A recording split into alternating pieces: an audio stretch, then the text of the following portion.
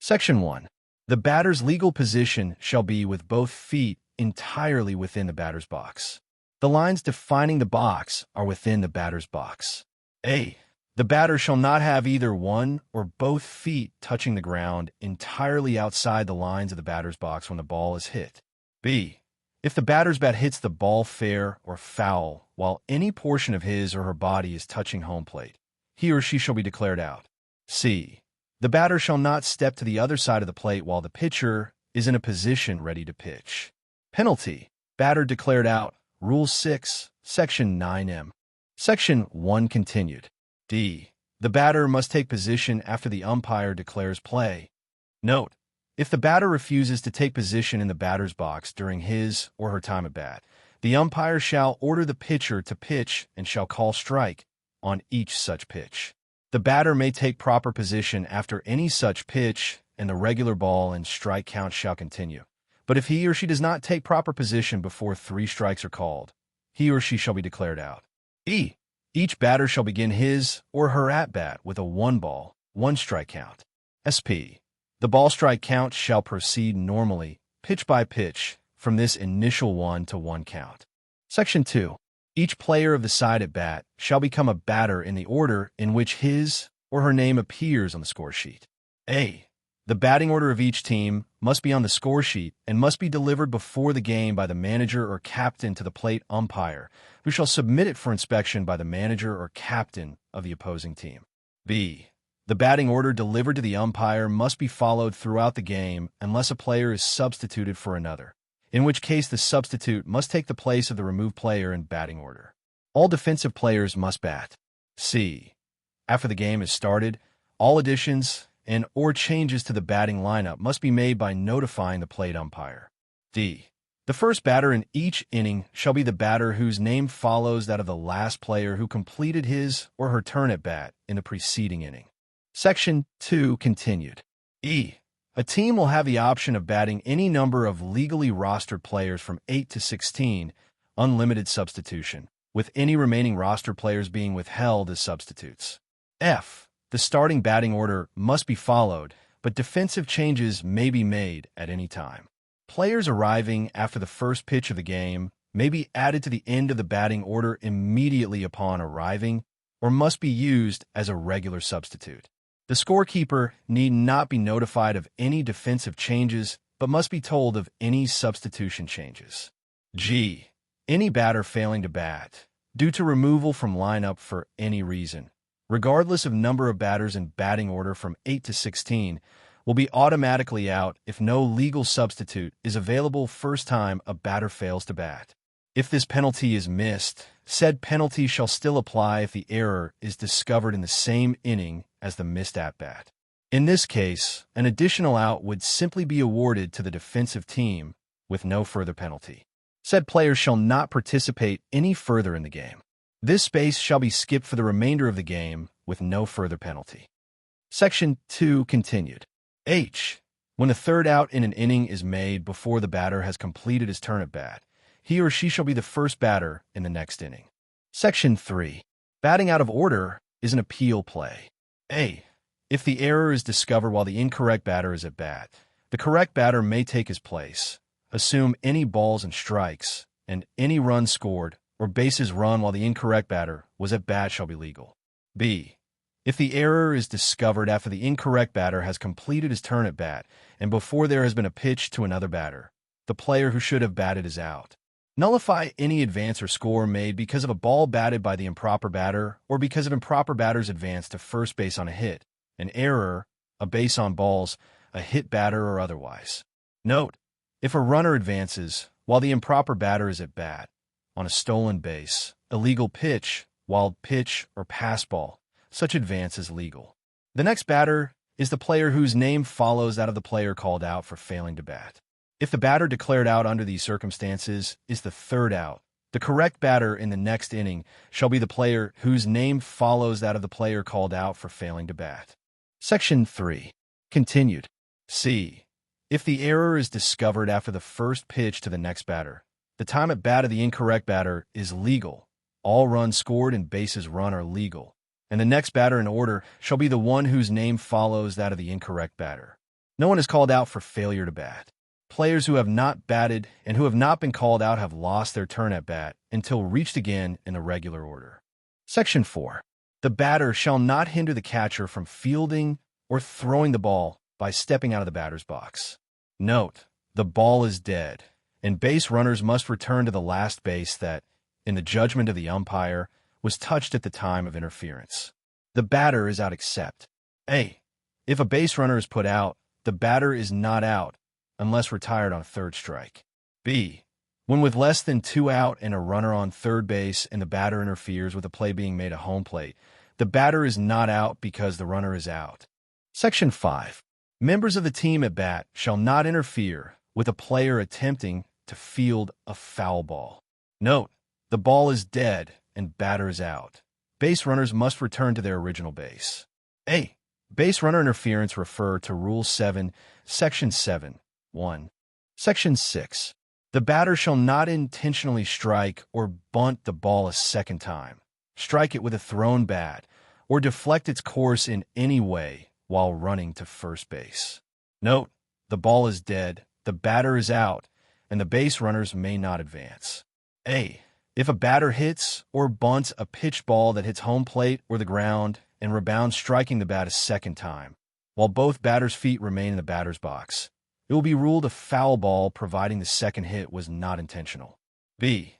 If a batter hits or bunts a pitch ball that hits fair territory immediately in front of home plate, within the front part batter's box, and rebounds striking the batter while both the batter's feet remain in the batter's box, it shall be ruled a foul ball and the ball declared dead. Section 7. A strike is called by the umpire. B. For each legally pitched ball landing on the strike zone at which the batter does not swing. SP. C. For each legally pitched ball struck at and missed by the batter. D. For each foul hit not caught on the fly unless the batsman has 2 strikes. E. For each pitch ball at which the batsman strikes but misses and which touches any part of his person. F. For each foul tip must be caught by the catcher. See Rule 2-foul tip. Note, on a foul tip held by the catcher, the ball is in play. The batter is out if it is the third strike. G. For each legally pitched ball which hits the batter and in the judgment of the umpire would have been a strike if not interfered with by the batter. Section 8. A ball is called by the umpire. A.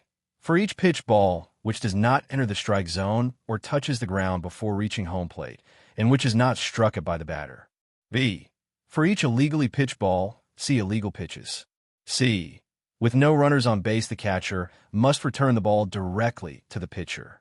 A ball will be called in favor of the batter. Note, when a ball is thrown from the catcher to the pitcher and an error occurs which causes another player to return the ball to the pitcher, the umpire shall discount the fact that the ball was handled by 2 players in this instance. If excessive time is used in returning the ball or errors of this nature are frequent, the umpire shall call a ball on each play after a warning has been given. D. When a batter is hit by a pitched ball. Note, batter does not get first base.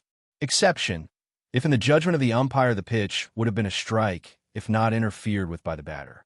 Section 9. The batter is out under the following circumstances. A. After 3 strikes. B. When fair or foul ball, other than a foul tip, is legally caught on the fly by a fielder. Note, a fielder who catches a ball after leaving in play territory, but before touching or landing in dead ball territory has completed a legal catch, and the batter is out. C. When after having 2 strikes, the batter hits a second foul ball. 4-strike rule. Note, if the ball lands or is touched and not caught in foul territory, the ball is dead. If the batted ball is caught on the fly and the fielder remains in live playing area, the ball is alive and in play. E. When an infield fly is declared. F. When the batter attempts to hit a 3rd strike and the ball touches him or her, or the 3rd strike if hit by the pitch while the ball is in the strike zone. Section 9. Continued. G. When a fair ball touches the batter outside of the batter's box before touching a fielder. H. When after hitting or bunting a fair ball, the batter intentionally strikes the ball a second time in fair territory. I. After hitting or bunting a fair ball, the bat hits the ball a second time in fair territory. The ball is dead, and no runners may advance. Note, if the batter-runner drops the bat and the ball rolls against the bat in fair territory, and, in the umpire's judgment, there is no intention of interfering with the course of the ball, the batter is not out, and the ball is alive and in play. J. When, after the batter hits a fair ball, the batter-runner or first base is tagged by a player with the ball before he or she touches first base. Section 9. Continued. K. When an infielder intentionally drops a fair fly ball or line drive with first and second, first and third, or first, second, and third base occupied before two are out. Ball is dead, batter is out. Note, in this situation, the batter is not out if a fielder permits the ball to drop untouched to the ground, except when the infield fly rule applies. L. When the batter bats the ball illegally as defined in Rule 6, Section 1a, or Rule 1, Section 34. M. When the batter steps from one batter's box to the other while the pitcher is in position ready to pitch. Rule 6, Section 1c. N. When the batter interferes with the catcher's fielding or throwing by stepping out of the batter's box or making any other movement that hinders the catcher's play at home plate. Exception: batter is not out if any runner is put out or if runner trying to score is called out for batter's interference. Section 9. Continued. O. When batting out of order is administered according to Rule 6, Section 3b. P. If the batter refuses to take position according to Rule 6, Section 1d. Q. No bunting or deliberate chop hits are allowed. Penalty: batter declared out. The ball is dead, and all runners must return to the base occupied prior to the pitch. R. Batter shall not hit the ball after it bounces on ground, plate, or plate extension. If the batter swings at and hits the ball after it bounces on ground, plate, or plate extension, the ball is dead, and the batter is out. In the case of a batter swinging and missing at a pitch after it bounces, if the umpire judges the act of the batter to be an attempt to avoid a base on balls by intentionally swinging and missing, it shall be a strike, and the ball is dead. If the umpire judges the act of the batter as legitimately trying to hit the ball or otherwise create a safety hazard, then the ball is dead, and the batter is out. Section 10. The batter becomes a runner and is entitled to first base without liability to be put out, provided he or she advances to and touches first base when A. Ball 4 has been called by the umpire. C. The catcher or any fielder interferes with him or her. If a play follows the interference, the manager of the offense may advise the plate umpire that he or she elects to decline the interference penalty and accept the play. Such election shall be made immediately at the end of the play. However, if the batter reaches first base on a hit, an error, a base on balls, a hit batter, or otherwise, and all other runners advance at least one base, the play proceeds without reference to the interference.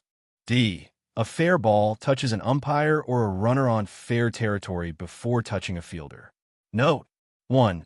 Any runners on base only advance if forced to by virtue of the batter becoming a runner. 2. If a fair ball touches an umpire after having passed a fielder other than the pitcher, or having touched a fielder, including the pitcher, the ball is in play. E. When the umpire awards an intentional walk to the batter upon the request of the opposing manager. Section 11. The batter becomes a base runner when A. He or she hits a fair ball. B. A fair ball strikes the person or clothing of an umpire on fair ground. C. The catcher interferes with or prevents the batter from striking at a pitch ball. If you found this video informative, please like and subscribe to the channel to ensure you receive notifications about future rule explanations. Thank you for watching.